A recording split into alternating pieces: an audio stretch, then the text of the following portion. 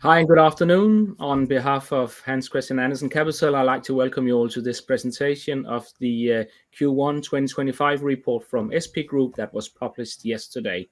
My name is Rasmus Køjborg, and I have the pleasure of welcoming both CEO Lars Bering and CFO Tille Keilhoff. They promised to take us through the quarterly numbers here, the recent highlights. So a warm welcome to you too.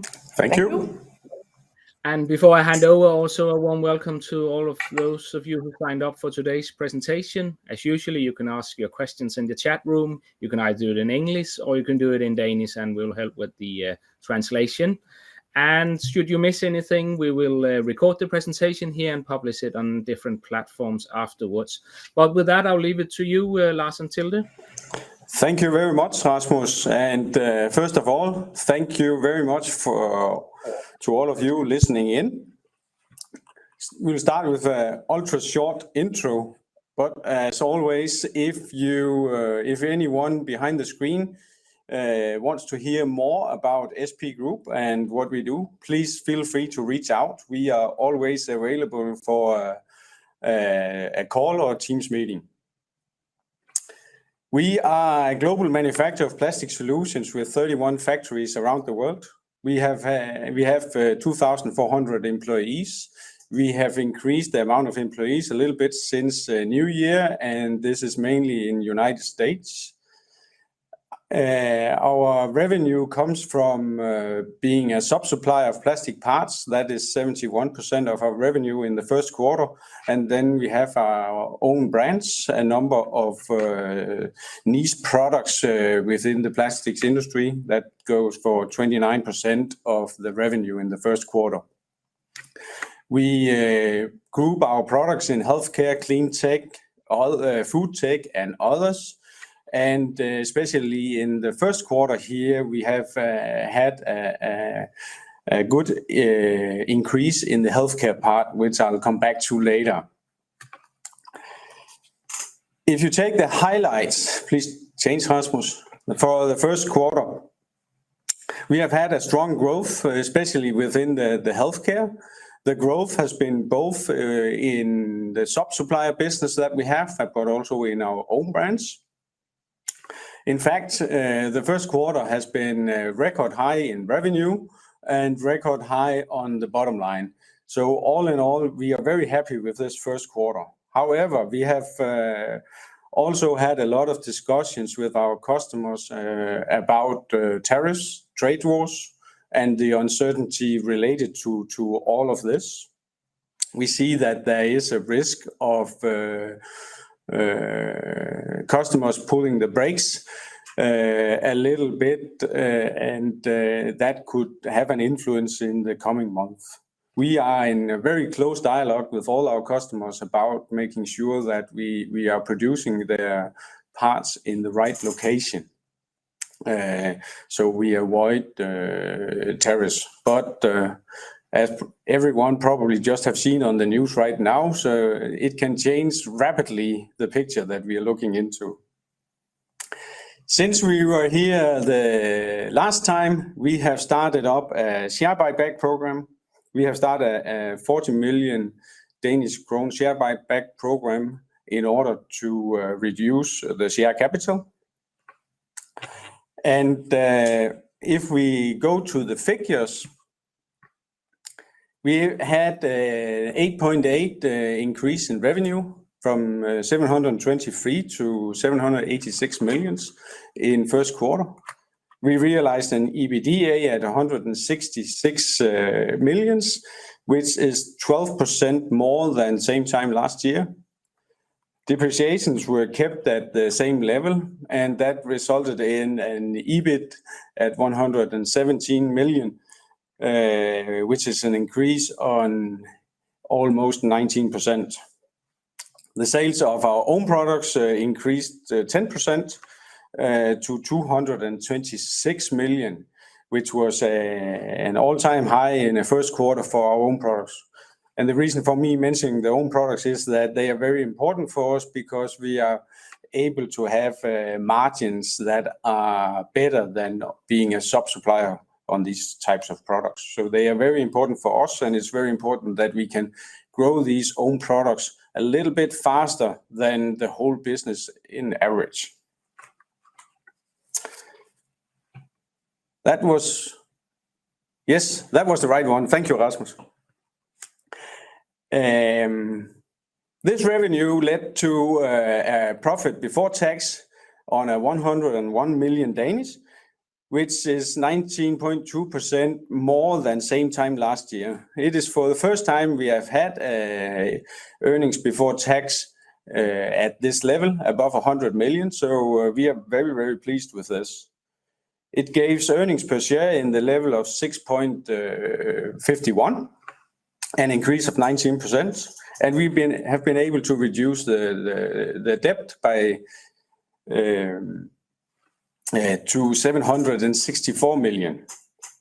The equity grew 69 million to the level 1,766 million. So all in all, a very strong and nice quarter for us. Our biggest investment in 2024 and so far also in 25 is going really well. We have started up a new injection molding plant in Peachtree City and just outside Atlanta, which now is in operation. We have 14 injection molding machines running. We have 40 employees. We have passed the ISO certification for medical production. We have established a 1,000 square meter Class 8 clean for medical device production. And we see possibilities for maintaining a very strong growth for production of components for the healthcare industry. Until now, and in the coming months, we have focused a lot starting up the company SP Meditech, which is focusing solely on components for medical devices.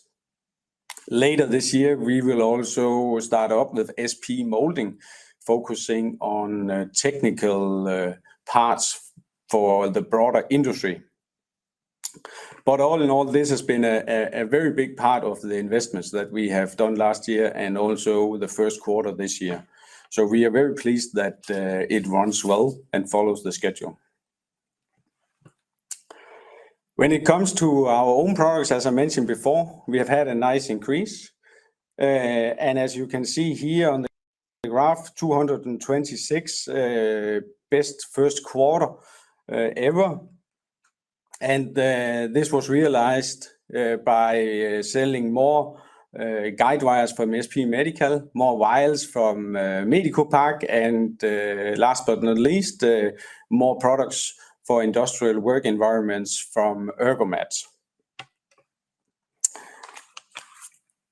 And all of these were in the healthcare sector and has contributed a lot to the good increase in the industries, the healthcare industry that we focus on. However, we have also had a very nice growth for the sub-supplier business for the healthcare industry, where we are producing plastic components for medical devices. So in first, we were able to increase the healthcare part of our revenue from 280 million to 335, 17.1%. On the other hand, it was more slow on the clean tech side, where we saw some stopping in the demand. We have had a lot of new parts coming in, but we have also seen lack of demands in other places. So it's a blurry picture, but all in all, basically on the same level as last year. The food tech was a little bit going backwards. On the other hand, the group, the rest, was called Other, had a nice increase, mainly due to some very big projects within satellite communication, which were delivered in Q1, and also some nice project orders on furniture.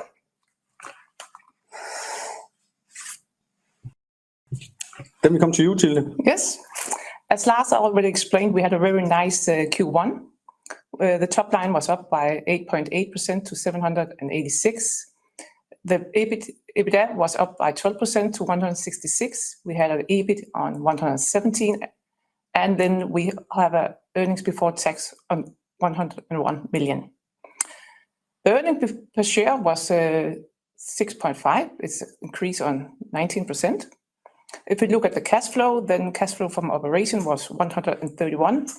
We used 58 million for investments. That's a lot of investments in the US plant. And then we had 107 for paying up debt and also buying back shares. The net interest-bearing debt was 764. It has a gearing at 1.3. And it's also worth mentioning that here in Q2, we pay dividend to all our shareholders for 50 million. And if you take the next one. The light blue that shows the last 12 months, we almost had a revenue on 3 billion. And historically, the growth has been driven by acquisition and organic growth. EBITDA and EBITDA margin performance. The last 12 months, the EBITDA was 606. It's the first time that we is above 600. The increase are mainly driven by more sales from own products and also better use of our capacity.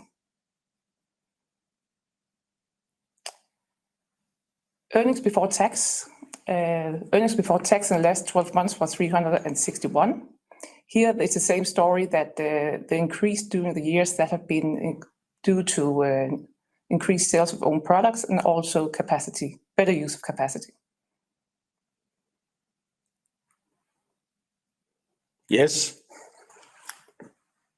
Despite we have had a first quarter that was in the top of the range in the growth, and it was good earnings, we put that together with a very blurry picture for the coming month, with a lot of uncertainty on tariffs, geopolitical issues. And all in all, we say that we believe we are able to maintain the same guidance as we have given originally, that we will have a revenue growth between 3 and 10%. Our EBITDA margin will be somewhere between 19 and 21%, and EBIT margin between 11 and 13.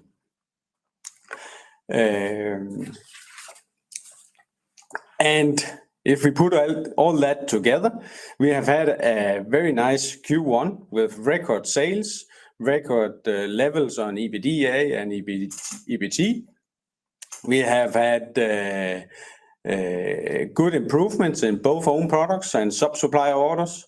We have a US factory that is well underway. It is in operation and it is running very smoothly for us right now. We have started a new share buyback program in order to reduce the share capital. But we see in the coming months some uncertainties due to tariffs and geopolitics. But we maintain our expectations for the full year as stated. Very good. Thank you very much, Lars and Tilde, for the rundown here of the quarter. Let's jump into some of the questions that came up, and I'll just flip a little bit through your slides here. I think we'll go to this one on the financial ratios, because there is one related to sort of your debt level towards the EBITDA. So you have a net debt to EBITDA at the moment at 1.3, the lowest in recent years. With a strong balance sheet, how are you prioritizing capital allocations in 25 between sort of the elements you have? You have the M&A, you have the CapEx, you have dividends and share buyback. So could you give a little thought on that? Sure. First of all, the level in Q1 was really low. We have paid out 50 million in dividend now in Q2, and that will have an effect. So the number will go a little bit higher. But I think also we are at a low level. We first and foremost we will invest in the equipment that we need. And we will especially need to invest more in production for the medical industry, for medical devices and medical packaging. We are in process of investing in a new clean room in Medico Park, and we will need more machines for SP Meditech as well. It is the level of investments is needed investments in the other part of the business is not so high, as the development is not so strong there, but it's there's a huge need on the medical side. After that, we will of course pay a dividend and prioritize that. Normally we have done that this year in the level that we normally do. And if there is acquisition possibilities, we will also, of course, also take them. And then if it is not possible to make further acquisitions where we can find good companies at a fair price, then we will do more share buybacks. Very good. And then perhaps a follow-up on the M&A. Is it possible at the moment to find companies, good quality companies at a reasonable price, or would you have bought them if that was the case? We would already have bought them if that was the case. Okay. But we still believe that it is possible. Yeah. Very good. Very good. Let's stay on this slide actually, because there was a question related to as you mentioned on the US slide, that you are establishing these clean rooms, and we could also see in the report that you have done the same thing in Poland, I think it was, because there was a question related to this, if these clean rooms must be very costly. Is this where you spend most of your investments at the moment? We could see the 58 million on this slide. Yeah, we spent most of our investments in the medical sector, and these clean room, that is a huge investment. It's a house inside the house with a lot of requirements for that is to keep it sterile. There is like a lot of changing for people that need to go into one door, change, and then go to another door. So there are a lot of requirements for the clean room, and they are very costly. But of course, it's also a product that has a higher margin normally that we can produce in these rooms. Okay, very good. And if we sort of stick to the healthcare part, I'll just flip back here one slide. As we can see, it's around 43% of your revenue, and it's growing quite well, as it says here. Also, healthcare is a substantial part of your business and still growing. There's one question: whether the growth is related to new or existing clients. It is both. Yeah. It is both new clients and existing clients. And what is worth mentioning here, the part where we are a sub-supplier, where we are producing plastic components for medical devices, it's typically something that takes a very long time to establish. From we send the first offer until we have a good serial production, that can go easily go 2-3 years. So some of the increase we have seen here in Q1 is also as a result on good sales work done in 23. And as we know what we have been doing in 23, 24, and we are doing right now, then we are quite confident that we will keep on adding more healthcare business in the revenue during 25. Very good. And a follow-up in relation to that, because there was also a question going on if you should point to something where you make a difference in this segment, and it was asked if it was quality sales for the time. But as I understand it, sales has been an important part. If you are to point to other things that helps drive this growth in healthcare, what would that be? We have had the healthcare as a main priority for many years in SP Group, and it is both in our own products and in our sub-supplier business. So we have put a lot of energy in securing new agreements with new and existing customers. And something that is probably worth to notice here is that we are not only targeting the world's biggest customer. Basically, we are too small for that, but we are targeting very big customers with a demand for plastic components. But we are actually also quite or try to be active within startups, medtech startups, where we would like to bond a good relationship with them very early on, and hopefully being able to produce everything from the first prototypes in 3D printing onto the injection molded components that they need for their products. And we can see that some of them, they will most likely become some very, very nice, interesting customers in the future. And we believe in very long relationships with our customers. So it's natural to start with them when they are very, very small.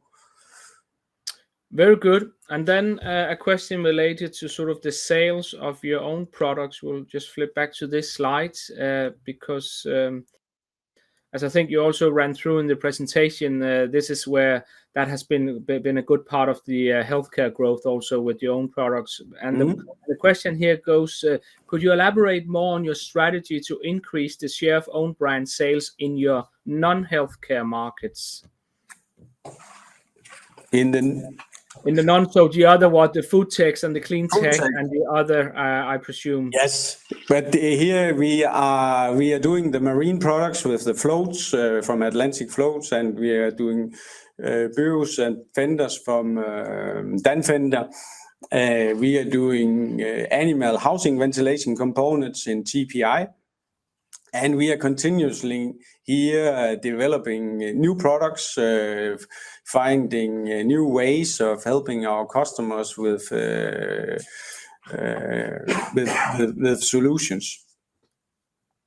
Of course, if we see interesting own products that could be an acquisition possibility, then we will of course also look at that. Okay, good. I think we're through most of the questions, but we have one last here, and that is sort of what have been the implication for you in regards to the US tariffs? What have you seen there with the feedback from your clients, and also what you can see is hitting your own business, perhaps also the sourcing of raw materials? Have you been challenged here? The major part of the raw material, for example, that we use in the US is produced in the US. The major part of the raw material that we use in EU is produced in EU. So here we have not seen anything. I would say the major implications and the major part in the Q1 has been discussions with our customers on where to produce. We have discussed with customers to move parts from China to Europe or from Europe to the US. So we make sure that we find solutions where the tariffs or the overall cost with tariffs and transport and labor cost will give the best optimum. But all in all, we need stability in order to finalize that. You know, it's difficult to plan when we, as what we have seen an hour ago, now see some new threats on tariffs. Good. And one last question came in here. I think we should also address that one. That is also related to the M&A strategy we discussed earlier. It says here, given the lack of acquisitions the past few years, do you think you need to invest more resources in those efforts, or has that not been sort of the caveat here that on the resources side? No, I actually don't believe it's a resource question. I think it is a question about finding the right companies at the right price. Actually, we have seen a number of companies for sale. We are getting pitched basically every week with something, and here we start to evaluate, does it fit into our strategy? does it fit into SP Group? And in the case it does, we look into it and see if it's a good company with a good management. And finally, we see if it could be a win-win for both parties, meaning that it could also be a company acquired to the right price. And must say, we have not seen anything at the right price yet. Okay, very good. We will conclude by that. Thank you very much, Lars and Tilde, for the presentation here. Thank you. And thank you to all of those of you who participated today and with some good questions. We'll just wish you all a nice day and a nice weekend later on. Thank you.